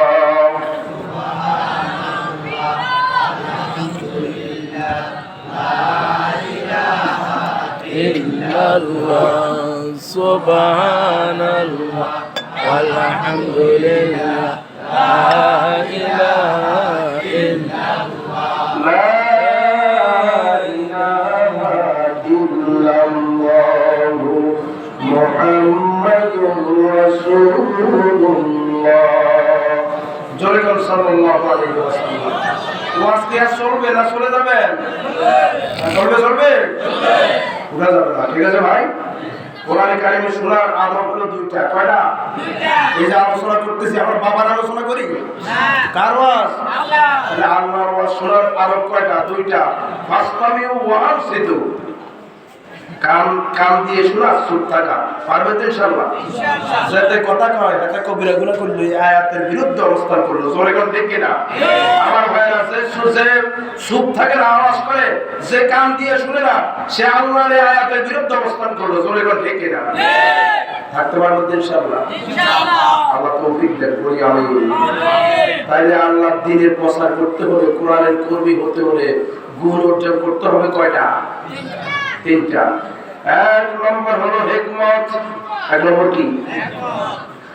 আমার ভাইয়েরা, কোরআনে কারীমের সূরা বাকারা 129 নম্বর আয়াতের ভিতরে আমার আল্লাহ বলছেন, আল্লাহ পাক বলেন, ربنا وابعث فيهم رسولا منهم يتلو عليهم آياتك ويعلمهم الكتاب والحكمة ويزكيهم إنك أنت العزيز الحكيم।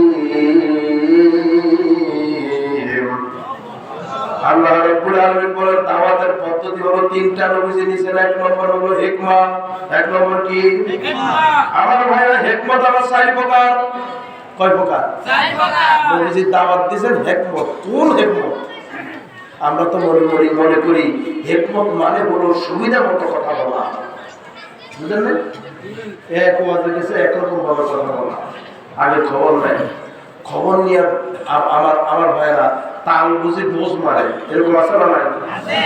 কথা বলে আছে না নাই? কোন অনুষ্ঠানে গেলে সুযোগ মতো কথা বলে, কথা ঠিক কিনা? আমার ভাইরা, এর নাম তো হিকমত না। তাহলে হিকমত কি বুঝা লাগবে, জোরে করে ঠিক কিনা? তাইলে আমার ভাইরা, এক নম্বর নবীজি হিকমতের অনুসরণ করেছেন, হিকমত অবলম্বন করেছেন কি করে দিন প্রচার করা যায়, কোরআনের কাজ কিভাবে করা যায়, কোরআনের দাওয়াত কিভাবে করা যায়। তার এক নম্বর হলো হিকমত। হিকমতের অর্থ আমার 4টা। হিকমতের অর্থ কয়টা? আরো আসতে বলেন, হিকমতের অর্থ কয়টা?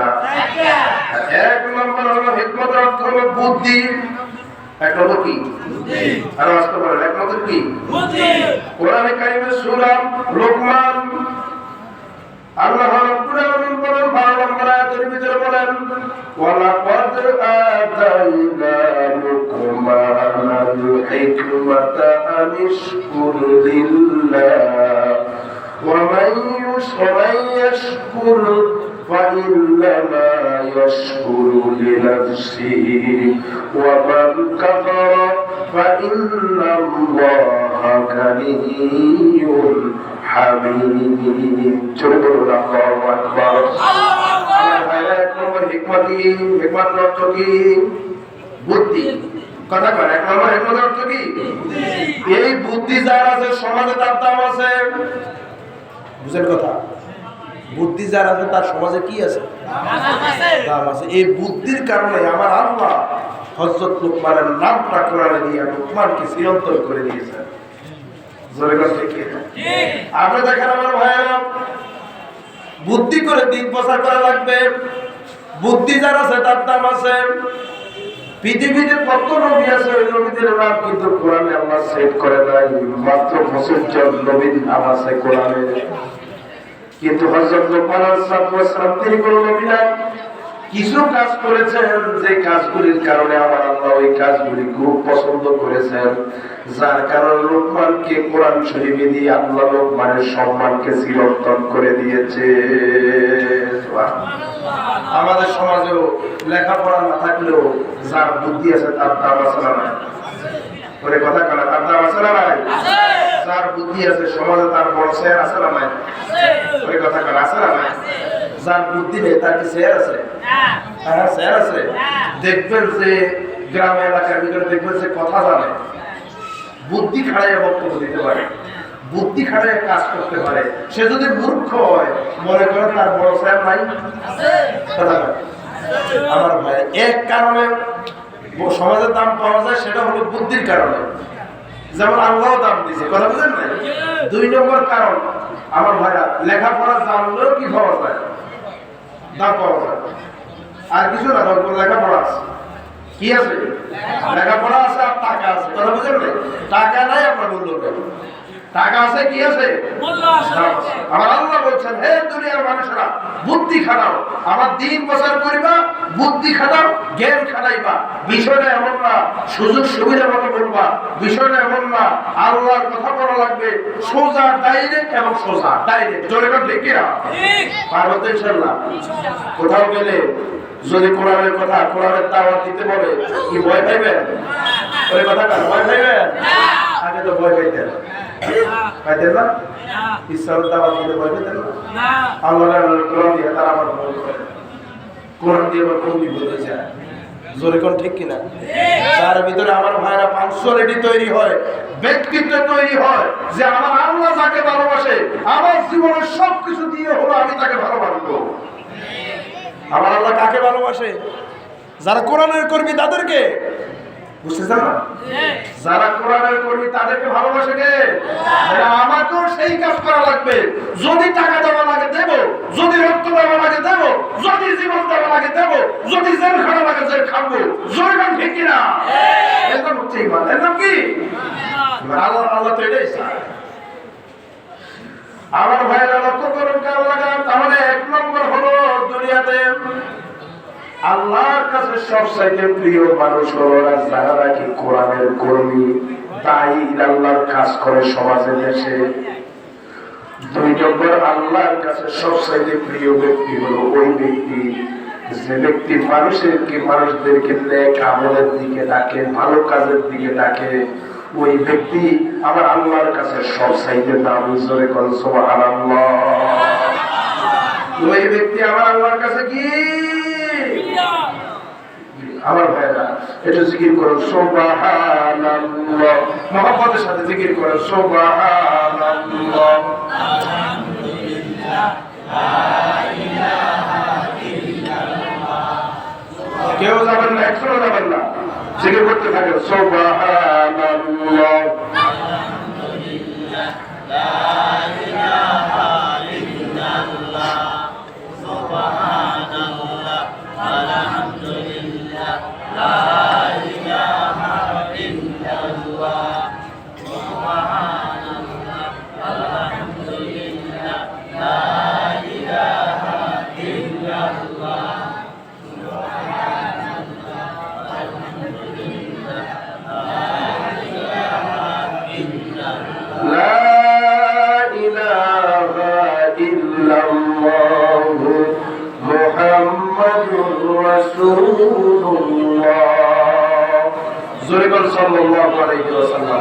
আলোচনাকে শুনবেন আর থাকবেন নাকি চলে যাবেন?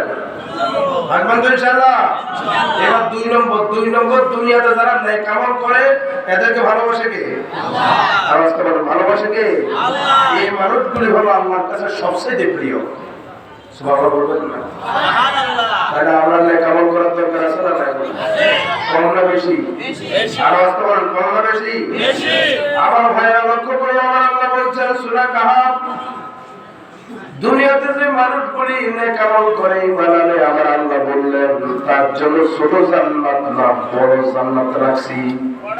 সুবহানাল্লাহ বলবেন না? সুবহানাল্লাহ। কোরআনে কারীম বলছে ইন্নাল্লাযীনা আমানু ওয়া আমিলুস সালিহাতি কানাত লাহুম জান্নাতুল ফিরদাউসি নুজুলা খালিদিনা ফিহা লা ইয়াবগুনা আনহা হিওয়ালা।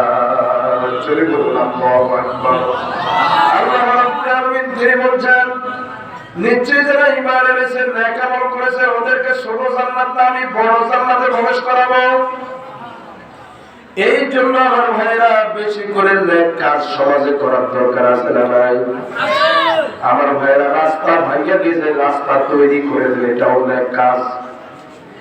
আমার ভাইরা একজন দম্পতি আমার ভাইরা একটা মেয়ে বিয়ে দিতে পারে না, বিয়ের জন্য টাকা দিয়ে দাও, এটাও নেক কাজ। বুঝেন না? আমরা তো মনে করি শুধু নামাজ পড়াই নেক কাজ। নামাজের পরে 33 বার সুবহানাল্লাহ, 33 বার আলহামদুলিল্লাহ, এরকম আছে না? এই আমলগুলি আছে না? মনে করি আমরা এটাই আমল, জিকির করা মনে করি এটাই আমল। আমার ভাইরা অসহায় মানুষের সামনে দাঁড়ানো, বিপদগ্রস্ত মানুষের সামনে দাঁড়ানো, বন্যার্ত মানুষের সামনে দাঁড়ানো, বিপদগ্রস্ত মানুষের সামনে দাঁড়ানো, এটা হলো সবচেয়ে বড় নেক কাজ। জোরে বলেন ঠিক কিনা? আমরা এই নেক কাজে ভুলে গেছি। ঠিক আছে ভাই? লক্ষ্য করে আমার ভাইরা, এবার আমি আপনাদের সামনে গুরুত্বপূর্ণ একটা মেসেজ দিতে চাই। নেক আমল আপনি যে করছেন আমি নেক আমল করি, 5 ওয়াক্ত নামাজ পড়ি, যাকাত দেই, হজ করি। আমার ভাইয়েরা, গুরুত্বপূর্ণ মেসেজটা হলো এটা, কোন মানুষ নেক আমল করলে ওই আমল কবুলের শর্ত কিন্তু 4টা। কয়টা? কথা বলে কয়টা? এই 4টা শর্ত ঠিক রেখে আপনি নেক আমল করুন। কয়টা শর্ত? দেখেন আপনার ভিতরে আছে কিনা। যদি থাকে, কথা বুঝতেছেন, যদি থাকে তাহলে বুঝতে হবে আপনার আমল কবুল হইতেছে আল্লাহর কাছে। কথা বুঝতেছেন? 1 নম্বর হলো আমার ভাইরা ইখলাস। কি? ইখলাস মানে নিয়ত। ইখলাস মানে হলো আল্লাহর খুশি। কার খুশি? কথা কথা কার খুশি? আপনি যখন একটা কাজ করবেন, আপনি নামাজ পড়ছেন, রোজা রাখছেন, হজ করছেন, যাকাত করছেন, লক্ষ্য থাকতে হবে খুশি কার? আল্লাহ। আসল কথা কথা কার খুশি? এখন আপনি যদি হজ করেন মানুষের খুশির জন্য, এটা কি ইবাদত হবে? অনেক আছে হজ করে মানুষের খুশি নেই, আছে না নাই? হ্যাঁ, আরে সমাজের মধ্যে হাজি কইল, আরে মাহফিলে যখন পোস্টার বাইর হয় তখন আলহাজ কইল, কথা কথা হাজির সাহেব আসতেছে রে, এই জন্য হজ করে। তাহলে ও তো প্রকৃতপক্ষে আল্লাহর খুশি নেই, হজ করে না, হজ করছে মানুষের খুশি নেই। জোরে কান ঠিক কিনা? কাজের ভিতরে ইখলাসিয়ত নাই, খুলুসিয়ত নাই, ওর নিয়ত ঠিক নাই। জোরে কান ঠিক কিনা? এরকম হাজি যদি 50,000 বার হজ করে, কোন মূল্য আছে? কোন মূল্য আছে? কিছু মানুষ দেখবেন প্রতি বছর হজে যায়, এলাকার গরিবের একটু খবরও রাখে। আপনার প্রতি একবার হজ করা খরচ, আর বাকি হজ যেগুলো আছে সেগুলো কম। জোরে কান ঠিক কিনা? আপনি বড় হজ আদায় করছেন, পরে আপনাকে আল্লাহ টাকা দিয়েছে, ওই টাকাগুলি আপনার প্রতিতে হজ আর ফরজ নয়, ওই টাকাগুলি এতিম মিসকিনকে দিয়ে দেন, ইসলামী আন্দোলনের কর্মীদেরকে দিয়ে দেন। জোরে কান ঠিক কিনা? সেখানে একটা টাকাও দেয় না, চলে যায় হজ করতে। বুঝা গেল কিন্তু আল্লাহর খুশির জন্য হজ করে নাই, ওই মানুষের খুশির জন্য হজ করেছে। কথা বুঝা গেল? আপনার আমলের ভিতরে খুলুসিয়ত থাকতে হবে, ইখলাস থাকতে হবে। আমার ভাইয়েরা লক্ষ্য করে নামাজ পড়ে, সারা বছর নামাজ পড়ে না, শুধু নির্বাচনের সময় নামাজ।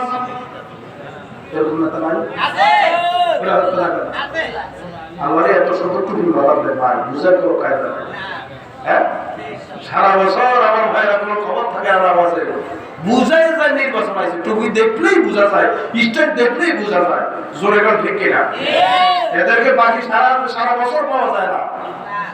কোন রকম অনেক সময় দেখা যায় অনেক নেতারা শুক্রবারে গিয়ে সারা সপ্তাহ নামাজের খবর নেই, শুধু শুক্রবারে হাজিরা দেয়। বোঝ যন্ত্র থেকে বাঁচার জন্য, মাছ যন্ত্রণা থেকে বাঁচার জন্য, এলাকার মানুষের যন্ত্রণা থেকে বাঁচার জন্য। এই বেটা তুই নেতা হয়েছ, নামাজ পড়াস না, কিসের নেতা তোর মানে না? এই জন্য ডরে বয়ে কোন জায়গায় আসে? মসজিদে আসে। কথা বুঝলেন না?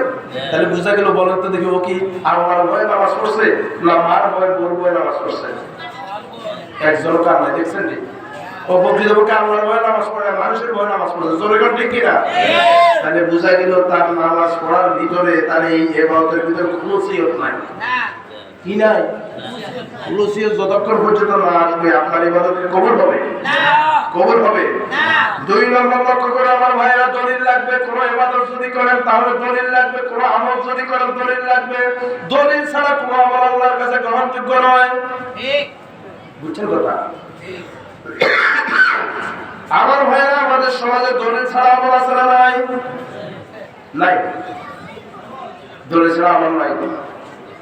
আমি আপনাদেরকে বলতেছি আমার ভাইয়েরা, এই যে গায়ে হলুদ হয় সমাজের ভিতরে, এই গায়ে হলুদের কোন দলিল আছে?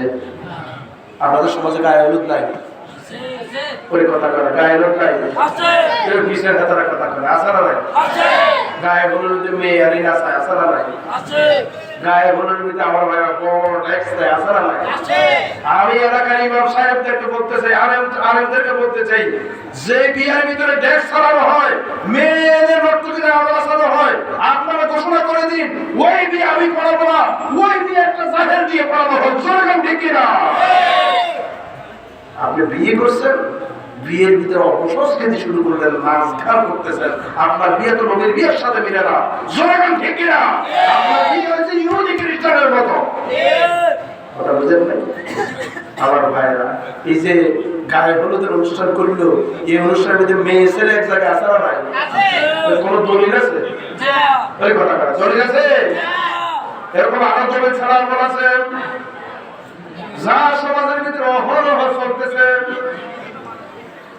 আমার ভাইরা দলিল ছাড়া জিকির আছে না নাই? হ্যাঁ, দলিল ছাড়া জিকির নাই। আল্লাহ জিকির করে আচ্ছা, জিকিরের যদি দলিল আছে? হ্যাঁ, আপনি যখন আল্লাহর নাম নেন তখন নাম দিবেন কি? দেখেন আল্লাহর নাম দিতে ভয় করে। বলেন তো আমাদের আল্লাহর নাম কি? সবাই বিপদে আছে। আরে আল্লাহর নাম নেন না, একবার করে আওয়াজ দিয়ে বলেন আল্লাহ। খারাপ লাগে? আল্লাহর নাম দিতে খারাপ লাগে? বলেন তো আল্লাহ। আরে জোরে আল্লাহু আকবার। এখন আপনি আল্লাহর নামটা যদি এক রাখেন, এটা কি? এটা কি দলিল আছে? এটা কি নবীর মতো জিকির হয়েছে? কিছু মানুষ জিকির করে আমার ভাইরা, জিকির করতে করতে আমার ভাইরা লুঙ্গির পরনের ভিতরে জামা নাই, লুঙ্গি নাই, হাতে পাট গাছ, বোঝা গেল? আমার ভাইরা ওতে পাগল হয়ে গেছে। আমার ভাইরা পাশের পাশ ধরে ধরে নাচে। আমি আপনার বলতে চাই আমার ভাইরা, আমার নবী কি এরকম উন্মাদের মতো জিকির করছে? তাহলে বুঝা গেল এই জিকিরের কোনো মিল আছে? আমার ভাইরা মিল আছে? দলিল আছে? জিকির করে ফালা ফালা গাউসুল আজম আছে না নাই? ফালা ফালা গাউসুল আজম জিকির আছে না নাই? কথা আছে না নাই? আমার ভাইরা এইসব জিকির কি নাই? কোন দলিল নাই। পানি গড়গড়াইয়া পড়তাছে, বাবা আমায় ডাকতাছে, কোন দলিল নাই। দলিল ঠিক না? আপনি জিকির করবেন, দলিল লাগবে কি? হ্যাঁ, শুধু জিকির না, যে কোনো ইবাদত করেন, আমল করেন, আগে খুঁজবেন দলিল। আমার নবী কখনোই কাজ করছে কিনা, কেমনে করছে, কিভাবে করছে, নবীর মতো করা লাগবে। নেতার মতো নয়, হুজুরের মতো নয়, বড় হুজুরের মতো নয়, ছোট হুজুরের মতো নয়, দুনিয়ার কোন মানুষের মতো নয়। করতে হবে আমার নবীর মতো। নবী যেমনে করছে ওইভাবে করলে আপনার আমার আমল নামার ভিতরে সওয়াব দিবেন কে? আর আসলে সওয়াব দিবেন কে? নবী বাদ দিয়ে যদি কালমাসকে অনুসরণ করেন, কভার নিকাসকে অনুসরণ করেন, ইহুদি খ্রিস্টানদেরকে অনুসরণ করেন, আল্লাহর কসম করে বলি, আপনি যখন মরবেন কাফের হয়ে মরা লাগবে, বেঈমান হয়ে মরা লাগবে। জোরে কান ঠিক কিনা? লক্ষ্য করুন আমার ভাইয়েরা, তাহলে যে কোনো কাজ করি আমাদের ওই কাজের ভিতরে কি লাগবে? কথা কথা কি লাগবে? এই যে পয়লা বৈশাখ আমরা পালন করি, ওই পয়লা বৈশাখে পান্তাভাত মরিচ খাই, কোন দলিল আছে? দলিল আছে? দলিল হচ্ছে আপনি পান্তাভাত মরিচ খাইতে পারেন, পান্তাভাত মরিচ না। আর ওই মাসের মুহররম মাসের প্রথম দিন হাদিসে আছে, প্রথম দিন আপনি ভালো কিছু খাইতে পারেন, অসুবিধা নেই, খাইতে পারেন। কিন্তু আরবিটার বাদ দিয়ে বাংলাদেশে এমনও মানুষ আছে কোনার দিন মুহররম যায়, কোনার দিন সফর যায়, কোনার দিন রবিউল আউয়াল যায়, খবর নাই। ওই বাংলাটা খুব ভালো ভালো করে রাখে, 6 মাস আগের থেকে হিসাব করে রাখে। অমুক দিন পয়লা বৈশাখ, অমুক দিনে আমাকে কাঁচা মরিচ কিনা লাগবে, ইলিশ মাছ 30 রুপে রাখা লাগবে। ওই কথা কথা ওই কথা কারা দলিল ছাড়া আমল আছে না নাই? আছে না নাই? আপনি আমল করবেন, দলিল দেখবেন আগে আমার এই আমলের সপক্ষে দলিল আছে কিনা। আমি নামাজ পড়তেছি, নবী কেমনে করছে এমনি নামাজ পড়বো। আমি জিকির করতেছি, নবী যেমনে করছে এমনি করা লাগবে। ঠিক আছে কথা? ঠিক আছে আমার ভাই, লক্ষ্য করুন। এরপরে 3 নম্বর হলো আমল যদি আপনি করেন, শর্ত হলো নবীর তরিকায় করবেন। কার তরিকায়? কথা বলা কার তরিকায়? এখন আমাদের সমাজে আমাদের নবীর তরিকা বাদ দিয়ে অন্যান্য তরিকা আছে না নাই? কথা বলা আছে না নাই? আমার ভাইরা ইহুদি খ্রিস্টানের তৈরি করে আমার ভাইরা জাতীয়তাবাদ আছে না নাই? ওই জাতীয়তাবাদের ভিতরে কি নবীর তরিকা আছে? সবাই কয় না।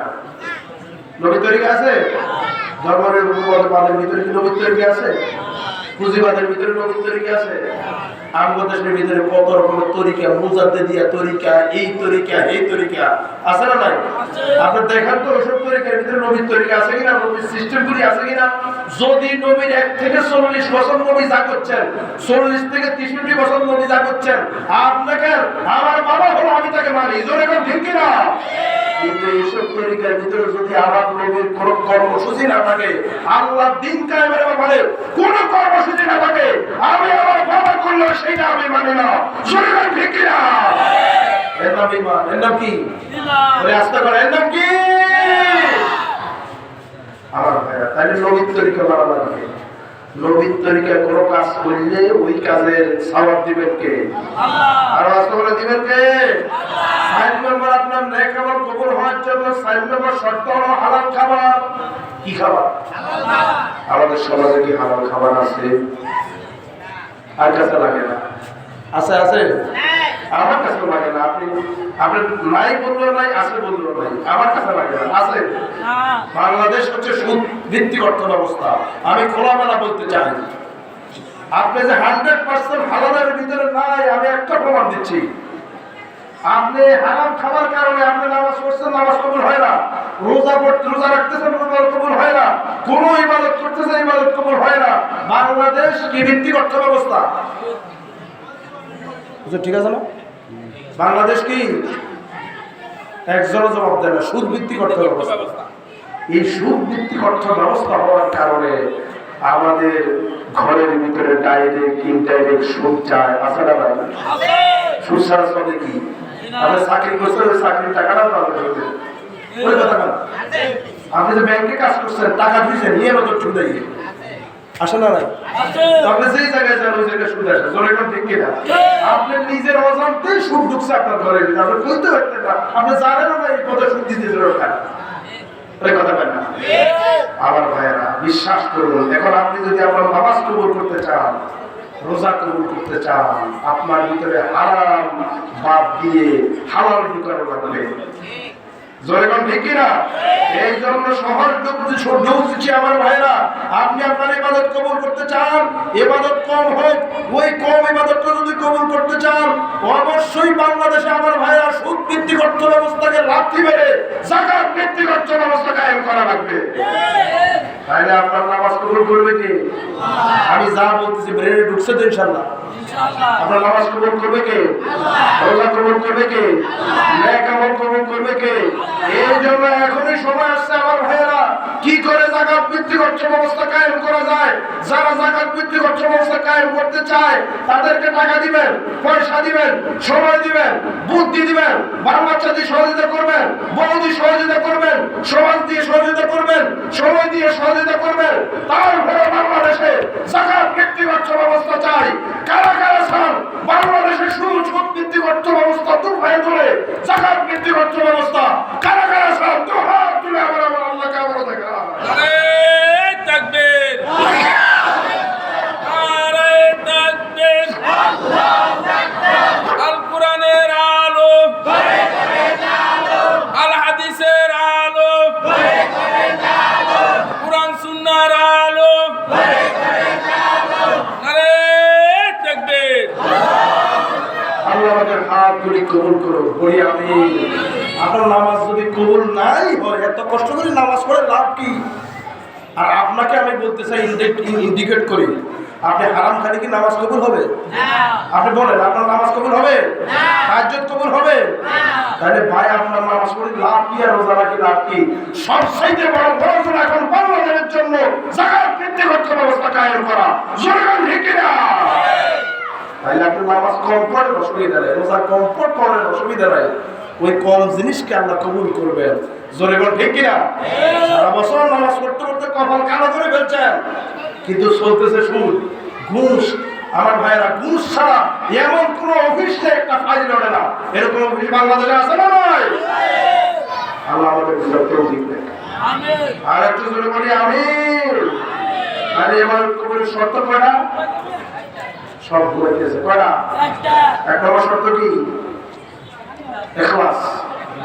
2 নম্বর শর্ত কি? সব ভুলে গেছে। শুধু ওয়াজ শুনতে চাই, কিন্তু কি বলতেছি কোনো খবর নাই। এক নম্বর হলো ইখলাস, 2 নম্বর হলো দলিল, 3 নম্বর হলো কি নবীর মতো আমল, 4 নম্বর হলো হালাল খাবার। এই 4টা শর্ত যদি আপনার ভিতরে পাওয়া যায়, আপনার ইবাদত কবুল করবে কে? আর যদি 4টা শর্ত যদি না পাওয়া যায়, আপনার ইবাদত কবুল হলো আল্লাহর কাছে কিয়ামত দিন 0 আমল নিয়ে উঠা লাগবে। জোরে কোন ঠিক কিনা?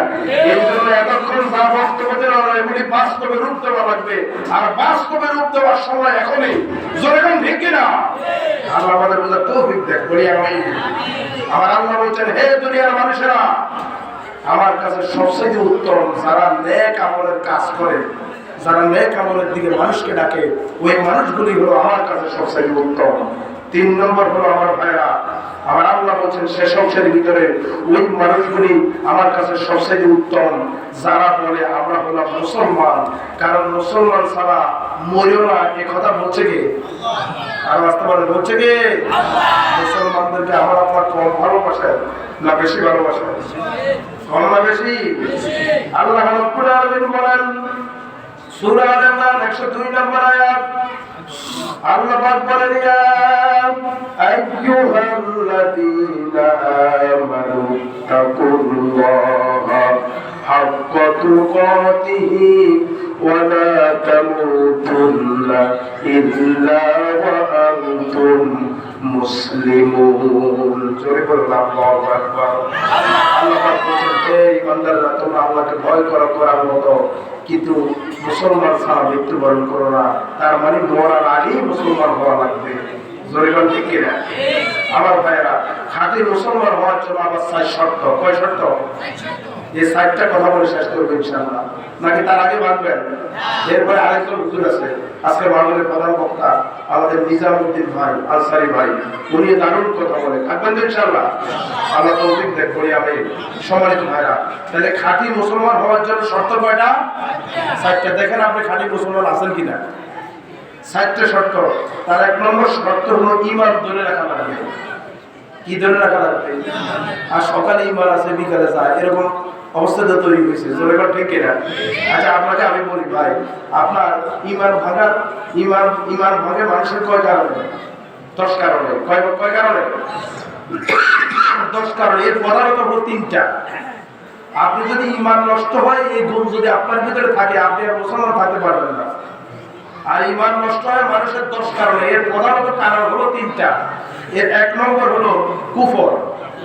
কুফর যদি কারো ভিতরে থাকে, তাহলে তার ঈমান কি হয়ে যায়? নষ্ট হয়ে যায়। এখন কুফর কি? কুফর হলো হুয়া ইনকার মা জা বিহি নবী সাল্লাল্লাহু আলাইহি ওয়াসাল্লাম। নবী করিম সাল্লাল্লাহু আলাইহি ওয়াসাল্লাম তিনি যা কিছু নিয়ে আসছেন, আমার ভাইরা, এই সব কিছুকে অস্বীকার করা, এর নাম হলো কুফর। রাসূল যা কিছু নিয়ে আসছেন, এগুলোকে অস্বীকার করা, এর নাম কি? আমি আপনাদেরকে বলতেছি আমার ভাইরা, আল্লাহকে গায়ে দেয় এরকম আছে না নাই? রাসূলকে গায়ে দেয় আছে না নাই? এমনকি ইসলামকে গায়ে দেয় আছে না নাই? ওই ইসলাম তুলতে দেয়, বিসমিল্লাহ তুলতে দেয়। আমার জোরে কোন ঠিক কিনা? আমার ভাইরা, ইসলাম তুলতে তুলতে নিজেরাই তুলে গেছে। জোরে কোন ঠিক কিনা? আমার ভাইরা, যারা এই ধরনের বক্তব্য দিবে, আমার ভাইরা কাজ করবে, ওরা কুফরি করলো, আর কুফরি করলে ঈমান আসা না গেছে? আর বাস্তবে ঈমান আসা না গেছে? 2 নম্বর, আমার ভাইরা, ঈমান ধরে রাখা লাগবে। 2 নম্বর যে কাজটা করলে ঈমান নষ্ট হয়, সেটা হলো শিরিক করলে। কি করলে? হ্যাঁ, কি করলে? শিরিক করলে। শিরিক মানে কি? আল্লাহর যে গুণ, এই গুণের সাথে আল্লাহর কোন সৃষ্টির সাথে তুলনা করা, যে আল্লাহর গুণ যেমন আল্লাহর সৃষ্টির ভিতরে ওই গুণ আছে, আমার ভাইয়ের আল্লাহর গুণের মতো এই বিশ্বাস, এই আকীদা পোষণ করা, এর নাম কি? ওই কথা বলে, এর নাম কি? শিরিক। এই শিরিক যদি, এই বিশ্বাস, এই আকীদা যদি আপনার ভিতরে থাকে, আপনার ঈমান নষ্ট হয়ে গেছে, ঈমান ভাব হয়ে গেছে। এজন্য এইসব থেকে ঈমান শক্ত করা লাগবে, মজবুত করা লাগবে। 3 নম্বর ঈমান নষ্ট হয় মানুষের যে প্রধান কারণে, তার নাম হলো নিফাক। তার নাম কি? নিফাক। নিফাক কি? হুয়া আইয়ুজহিরাল ইসলাম ওয়া ইউবতিলাল কুফর। যে ইসলামকে কি করা? প্রকাশ করা, আর কুফরকে অন্তরে গোপন করে যে ব্যক্তি, তার নাম হলো মুনাফিক। আমি আপনাদেরকে বলতে চাই, মুনাফিক আমাদের দেশে আছে না নাই? কি মুনাফিক কি ভারতে আছে? হ্যাঁ, মুনাফিক কি রাশিয়ায় আছে? আমেরিকায় আছে? যেখানে মুসলমান থাকে ওই জায়গায় মুনাফিক থাকে। জোরে বল ঠিক কিনা? আমার ভাইরা যারা মুখে একরকম করে কাজে আরেক রকম করে, আমার ভাইরা এরা হলো মুনাফিক। আর নেফাকি যার ভিতরে আছে তার ভিতরে ঈমান থাকতে, নেফাকার ঈমান একসাথে থাকতে, কুফরের ঈমান একসাথে থাকতে, শিরকার ঈমান একসাথে থাকতে, তাহলে খাঁটি মুসলমান হওয়ার জন্য ঈমানটা ধরে রাখা লাগবে। ঈমান ধরে রাখার জন্য যদি আমার বিরুদ্ধে আমার বাপ যায়, আপনি কি সেই বাপকে মারবেন? কামবে না। ঈমান ধরে রাখার জন্য আমার বিরুদ্ধে যদি আমার বাপ যায়, আপনি কি বাপকে মারবেন? ঈমান ধরে রাখার জন্য আপনার মা যদি আপনার বিরুদ্ধে চলে যায়, ওই মাকে আপনি মারবেন? ঈমান ধরে রাখার জন্য যদি দেশ আপনার বিরুদ্ধে যায়, ওই দেশকে আপনি মারবেন? কাউকে মারানো যাবে না। আমার ঈমান আছে, আমার সব আছে। ঈমান নাই, কারণ ঈমান হলো মুসলমানের ফাউন্ডেশন। জোরে কোন ঠিক কিনা? আমার ভাইরা, 1 নম্বর প্রকৃত মুসলমান হওয়ার জন্য 4টা শর্তের ভিতরে 1 নম্বর শর্ত হলো ঈমান ধরে রাখা। আমার ভাইরা, 2 নম্বর শর্ত হলো 5 ওয়াক্ত নামাজ ঠিক মতো জামাতে আদায় করা। 5 ওয়াক্ত নামাজ কি করা? আমরা 5 ওয়াক্ত নামাজ জামাতে পড়ি তো? হ্যাঁ, পড়ি তো। ফজরের নামাজের সময় ইমাম আর মুয়াজ্জিন সালাত নাই, এরকম মসজিদ আছে না নাই? আর আসতে পারে আছে না নাই? এই সারা রাত ওয়াজ শুনে ফজরের নামাজ পড়ে না। এইখানে এরকম কিছু মুসল্লি থাকার সম্ভাবনা আছে। আছে না নাই? আছে না নাই? আমার ভাইরা, বিশ্বাস করুন, জীবন যাবে, নামাজ পড়া যাবে না। ঠিক না? সাহাবায়ে কেরাম জীবন গেছে, জীবন যাওয়ার আগে দিয়ে আমার ভাইরা নামাজের কথা স্মরণ করছে। হযরত ওমর রাদিয়াল্লাহু তাআলা আনহু পেটের ভিতরে ছুরি দিছিল এক জালেম। জোরে কোন ঠিক কিনা? পেটের ভিতরে ছুরি তিনি নামাজরত অবস্থায় ছিলেন। 1 রাকাত পড়ছেন, যখন ওনার পেটের থেকে ছুরিটা বাইর করছিল, যখন ওনার হুঁশ হয়েছে, তখন তিনি বলছিলেন যে আমার তো আরেক ওয়াক্ত নামাজ ছিল, ওই নামাজের কি অবস্থা, ওই নামাজ আমি কখন আদায় করবো, ওই নামাজকে আমি পড়ছিলাম। সুবহানাল্লাহ বলবেন না? তাহলে জীবনের শেষ সময় হলো নামাজ বাদ দেওয়া যাবে না। নামাজ হচ্ছে মুসলমানের পরিচয়। একজন খাঁটি মুসলমান হওয়ার জন্য অবশ্যই নামাজ লাগবে।